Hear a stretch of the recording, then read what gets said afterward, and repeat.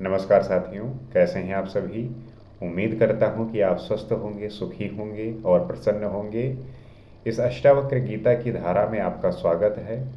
और आपके जीवन में जो ज्ञान की तलाश है, जो मुक्ति का तलाश है, जो मोक्ष का, बोध का तलाश है, उसमें ये अष्टावक्र आपकी मदद कर सकता है। आपको उस अहंकार से, अंधकार से, अज्ञानता से निकालकर आपको प्रकाश की ओर, बोध की ओर, ज्ञान की ओर जो है ले जाएगा।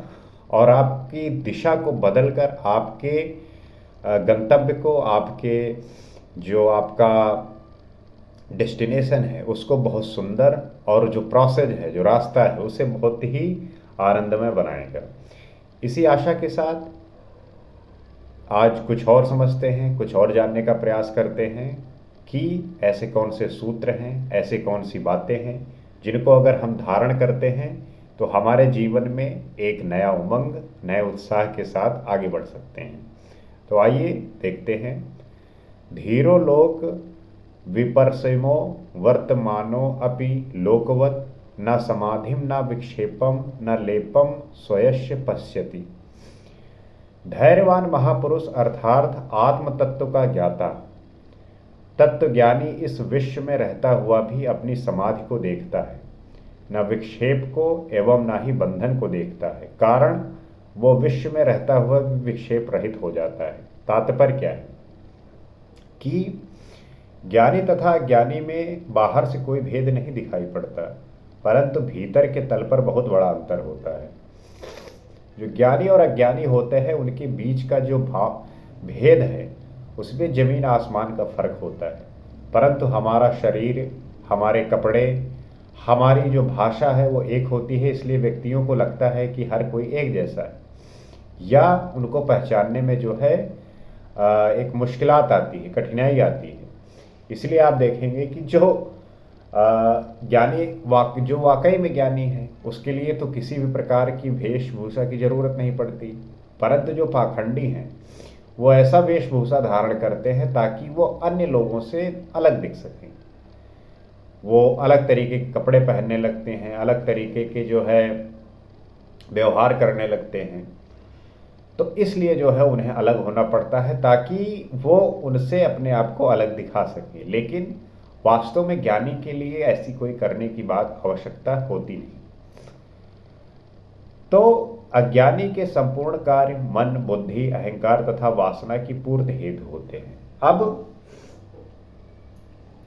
अज्ञानी और ज्ञानी के बीच में डिफरेंस और उनके जो गुण हैं वो कैसे डिफरेंट हैं। जैसे अज्ञानी के जो संपूर्ण कार्य हैं वो जो है मन से होते हैं, बुद्धि से होते हैं, अहंकार से होते हैं और वासना की पूर्ति के लिए होते हैं।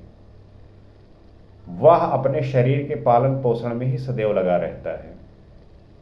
आप देखते होंगे कि व्यक्ति शरीर पर इतना ध्यान देता है, वो अपने आप को पॉलिश करता है, अलग अलग तरीके की चीज़ें यूज करता है। अब समझने वाली बात यह है कि वो सिर्फ आत्मा का ही उपभोग करता है, जबकि ज्ञानी भी खाता है, पीता है और अज्ञानी के सदृश ही संपूर्ण बाह्य कर्म भी करता है, परंतु सजग रहता है, अर्थात भीतर से जागृत रहता है। अज्ञानी भी कर्म करता है परंतु भीतर से सोता रहता है। अब ये कैसे है आप जानेंगे। तो जो अज्ञानी है और जो ज्ञानी है उसमें भेद यही है कि ज्ञानी और अज्ञानी बाह्य रूप से तो एक जैसे दिखेंगे, परंतु वो अंदर से डिफरेंट होते हैं, अंदर से अलग होते हैं, उनमें अंतर होता है। कैसे? अब अज्ञानी जो है वो खाना को इस तरीके से खाएगा कि उसे खत्म ही करना है, उसे जो है इस तरीके से भोगना है कि वो उसे लगेगा कि भोगने के लिए ही बना हुआ है, तो उसे तब तक खाता नहीं रहे, उसे खाता रहेगा जब तक उसका पेट ना फट जाए।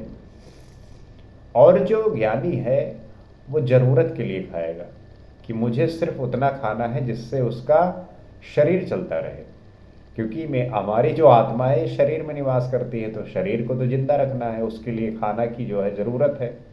तो आवश्यकता के अनुसार जितनी आवश्यकता है बस उतनी ही।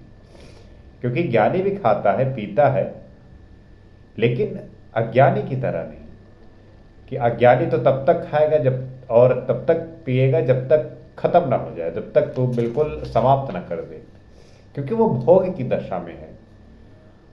उसे जो है हर एक वस्तु को भोगना है। अब आत्मज्ञान हो उपलब्ध होकर कबीर कपड़ा बुनता रहा, रैदास जूता सिलता रहा, सेन नाई बाल काटता रहा। बताओ, कबीरदास जी ज्ञानी थे, लेकिन ज्ञानी होते हुए भी कपड़ा बुनते रहे। अब कोई आके ये कहे कि तुम कपड़ा बुन रहे हो, कौने बात के ज्ञानी हो? आज तो सबसे बड़ी यही दिक्कत है कि कौ एको नौकरी पाएगा है तो ऐंठे घूम रहा है। वो कई बात नहीं समझ में आ रही है कि वैसे वो का लगत है कि वैसे बड़ा कौ है ये नहीं। तो समस्या यही है, प्रॉब्लम यही है कि व्यक्ति इतना अहंकारित है और आत्मज्ञान में अहंकार उसका समाप्त हो जाता है। अब अज्ञानी व्यक्ति छोटी उपलब्धि को लेके घूमता है, उसका जो है प्रचार प्रसार करता है। अब कबीरदास जी ज्ञानी है लेकिन वो कपड़ा बुन रहे हैं। आज के ज़माने में जो कपड़ा बुन रहा है वो मूर्ख है, गदहा है, गरीब है। क्या उसकी मानसिक दशा या उसको अंदर जाके आपने समझा, क्या जानने का प्रयास किया? क्योंकि हमारे यहाँ पे ज्ञानी और अज्ञानी उसके धन पे आंका जाता है, ना कि उसकी जो वास्तविक बुद्धि या क्षमता है। हमारे यहाँ पे जो गंवार है या जो मूर्ख है वो भी ज्ञान की बातें दे रहा होता है। क्यों? क्योंकि धन अगर उसके पास है तो वही ज्ञानी है। रैदास जो है जूता सिलते रहे, सेन नाई जो है बाल काटता रहा, तो ये सब ज्ञानी हुए, लेकिन ये जो अपना काम था उसको करते रहे। अब बाह्य कर्मों में कोई अंतर नहीं आया। महर्षि कहते हैं कि आत्मज्ञानी संसार की भांति बरतता हुआ भी संसार से भिन्न है। वो इस संसार में रहता हुआ भी इस संसार से भिन्न होता है, काम वैसे ही करता है, सब कुछ उसी प्रकार रहता है, परंतु वो इससे भिन्न है। ये विविधता भीतरी ज्ञान की होती है। ऐसा ज्ञानी धीर पुरुष सदैव मुक्त है। वह समाधि, विक्षेप तथा बंधनों को भी नहीं देखता, क्योंकि वो इन सबसे मुक्त हो चुका है। उसको किसी भी प्रकार की समाधि, विक्षेप, बंधनों, इनका कोई भी जो है ज़रूरत नहीं है। वो इन सबसे मुक्त हो चुका है। तो समझ की बात है, बोध की बात है, आपकी भोग की और ज़रूरत की बात है। भोगी भोगता रहेगा, क्योंकि संसार में जो भी वस्तु है वो सब भोगना चाहता है। और ज्ञानी जो है वो बस उसके लिए जो ज़रूरत है उस पर उसे उतना चाहिए, उसके अलावा और उसे कुछ भी नहीं चाहिए। भाव अभाव विहीनो यस तृप्तो निर्वासनो बुधा नैव किंचित कृतम तेन लोक दृष्टिया विकुर्वता। अब जो तृप्त है, भाव अभाव से विहीन है, समस्त वासनाओं से मुक्त है, वो लोक दृष्टि से भली भांति कर्म करता हुआ भी कुछ नहीं करता। तो बोध अर्थात जिसे बोध हो गया है। बोध होने का आशय ही है कि संतुष्टि, तृप्ति। तो जिसको बोध हो गया है, बोध होने का मतलब ही होता है कि वो व्यक्ति संतुष्ट हो चुका है, तृप्त हो चुका है। जैसे आप खाना खाते हैं तो कभी कभी आप खाना खाते हुए देखते होंगे कि आपका पेट इतना भर चुका होता है, आपका मन इतना भर चुका होता है कि उसके बाद आप खा ही नहीं पाते। चाहे जितना स्वादिष्ट भोजन हो आपके सामने, आप नहीं खा पाते, क्योंकि आपका मन और पेट भर चुका है। उसी प्रकार जब बोध हो जाता है तो इस संसार की कोई भी वस्तु हो, कुछ भी हो, उसके प्रति जो संतुष्टि है, जो तृप्ति है, वो भर चुकी है, तब फिर जरूरत नहीं है, खत्म हो गया। अब खाने भी यही है कि आपने अभी खाया, आपका मन संतुष्ट हुआ, पेट संतुष्ट हुआ, लेकिन कुछ घंटों के बाद वो फिर से जो है यही कहेगा कि फिर मुझे जो है संतुष्ट करिए। तो इसी चक्कर में जो है संसारी पुरुष लगा रहता है, चलता रहता है और एक दिन समाप्त हो जाता है। लेकिन जब बोध हो जाता है तब उसको इसकी ज़रूरत नहीं पड़ती। बोध में क्या होगा कि आप जो है बार बार फिर आपको इसकी भरने की ज़रूरत नहीं है, वो हो गया। तो जो तृप्त हो जाता है उसे किसी के होने ना होने से कोई फर्क नहीं पड़ता। और जब वो भाव अभाव होने से रहित हो जाता है तो लोक दृष्टि से सब कुछ करता हुआ भी कुछ नहीं करता, वो बुद्ध हो जाता है। तो जो संतुष्ट हो गया, जो तृप्त हो गया, उसके लिए अब कुछ बचा नहीं करने को। भाव अभाव दोनों ही रहित हो जाते हैं। लोक दृष्टि में सब कुछ करता हुआ भी वो कुछ नहीं कर रहा होता है।